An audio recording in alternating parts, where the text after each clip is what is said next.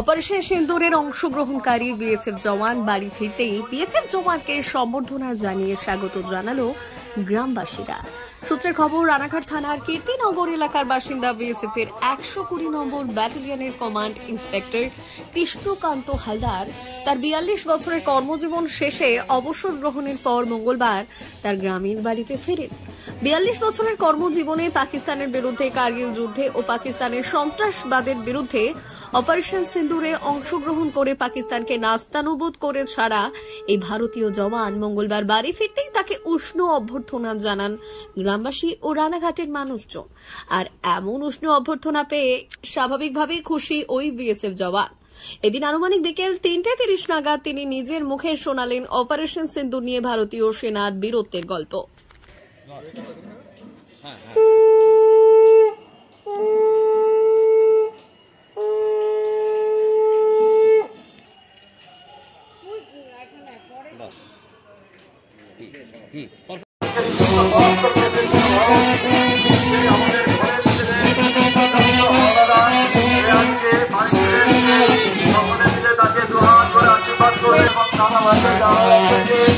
গত মাসে ছিল ভারতের সেই আক্রমণে বিএসএফ অফিসার কৃষ্ণকান্ত হালদার রীতিমতো তারা সকলে থেকে তাকে দর্শন করবেন, আশীর্বাদ করবেন।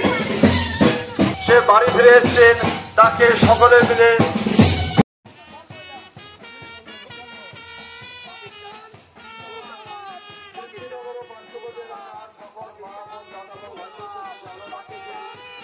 পর্যটকদের উপর হামলা, আপনারাও চুপ ছিলেন না, আপনারাও সেই বর্বর মানে যারা আক্রমণ চালিয়েছিল তাদের উপর হামলা চালিয়েছিলেন, আজকে ফিরছেন, কি বলবেন?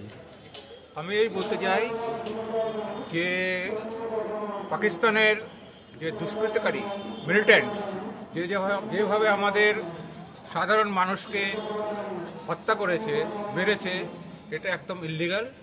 আর ওখানে সদ্য বিবাহিত যারা ছিলেন তারা ঘুরতে গেছিলেন, তাদেরও মেরেছে। টোটাল 26 জনকে মেরেছে, তারা কিছু জানেই না।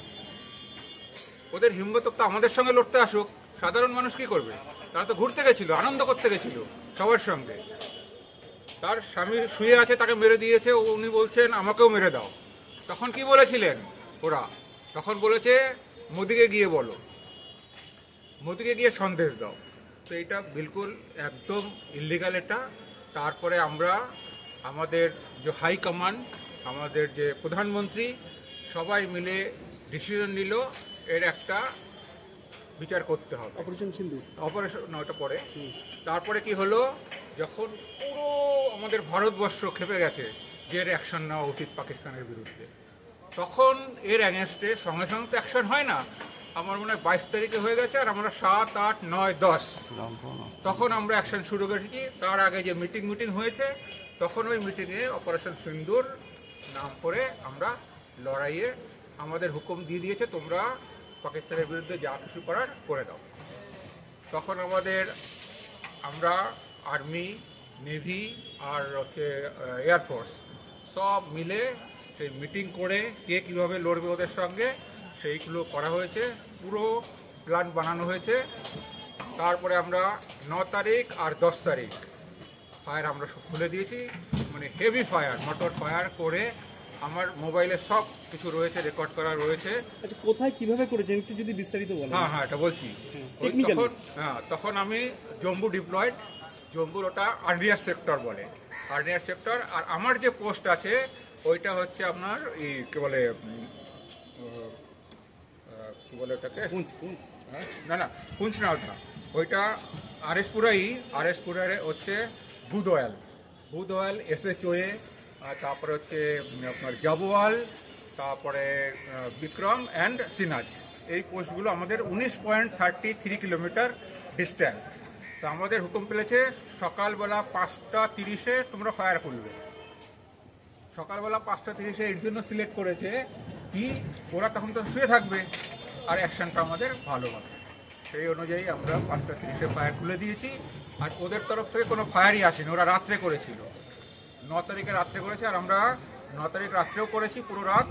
তারপরে মোটামুটি 3টের পরে ফায়ার বন্ধ হয়ে গেছিল। তারপরে আমাদের আবার হুকুম হলো যে তোমরা 5টা 30-এ ফায়ার শুরু করবে। বিএসএফ